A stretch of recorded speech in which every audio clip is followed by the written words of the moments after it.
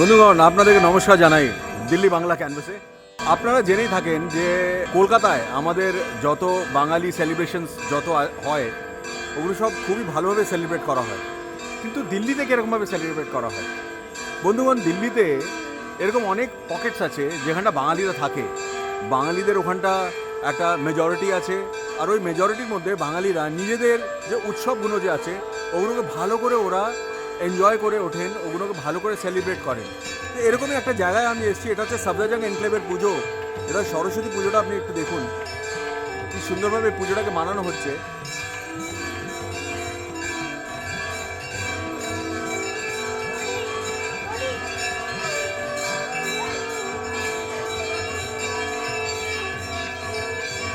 এটা হলো আমাদের মা সরস্বতী, ওনাকে প্রণাম জানাই। আর শুরু করি আমাদের দিল্লি বাংলা ক্যানভাসের আরেকটা এপিসোড, যেটার মধ্যে আমরা আপনাকে দেখাবো যে কীরকমভাবে আমাদের দিল্লিতে সরস্বতী পুজোকে খুব সুন্দরভাবে সেলিব্রেট করা হয়। আসুন।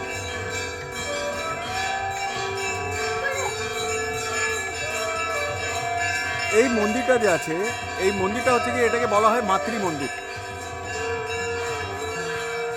এই মাতৃ মন্দিরে এটা একটা খুব ওয়েল নোন একটা মন্দির, যেখানটা কি সব রকম পুজোই হয়, কালী পুজো, সরস্বতী পুজো, দুর্গা পুজো। এখন সকালবেলা এখানটা ভোগ দেওয়া হচ্ছিল, কিন্তু এখন এখানটা মাতৃ মন্দিরের পুজো হচ্ছে। মাতৃ মন্দিরের পুজোর পরে এখানটা হবে আমাদের মা সরস্বতীর পুজো। তো আমরা নিশ্চয়ই এই পুজোটা দেখব। আর এখন আমরা একটু আমাদের এই মন্দিরের যে পুজোটা যেটা আছে ওটাকে একটু দেখি আর একটু এনজয় করি। আসুন।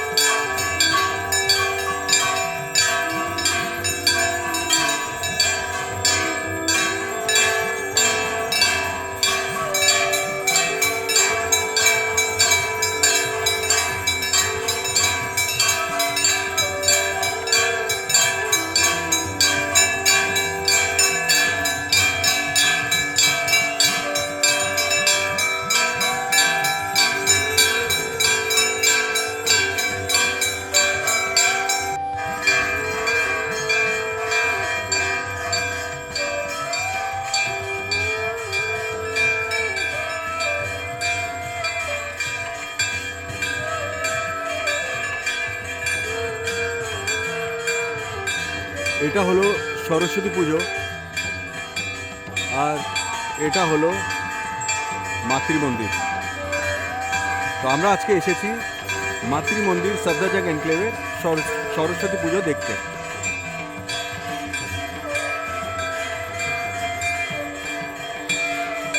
এখন মন্দিরের আরতি চলছে, একটু পরে সরস্বতী ঠাকুরের আরতি হবে।